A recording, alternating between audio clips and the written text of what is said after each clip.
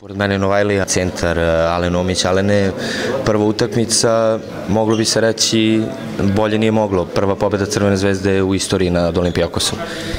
Postigao si neki veoma bitni poen u završnici. Mi smo znali šta je naš cilj, mi smo išli na to da ostvarimo i borili smo se do kraja, od prve do zadnje minute. Pratili smo stav, slušali smo pravila i to smo napravili što smo trebali. Koliko si imao vremena da se upoznaš sa novim saigračima, kako ti se čini? Od ponedeljka do danas. Super momci, znao sam već od prije, zato jer sam igrao u Olimpiji prije i znao sam sve te momke. Super, znači kao da sam tu već 10 godina sa njim. Nemanja Nedović te je najavio na društvenim mrežama, tvoj veliki drugar iz Unikahije, imao je samo reči hvale.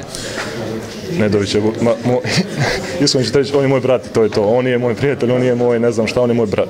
Ja njega gotivim, volim i naravno, prvo kad sam čuo da bi trebao da idem u Zvezdu, sam zvao njega. Za savjet, tako reći? Naravno, zato jer on mi je dosta pomogao i sad ćemo isto reći hvala za sve i idemo dalje i jedno čekam da dođe tu.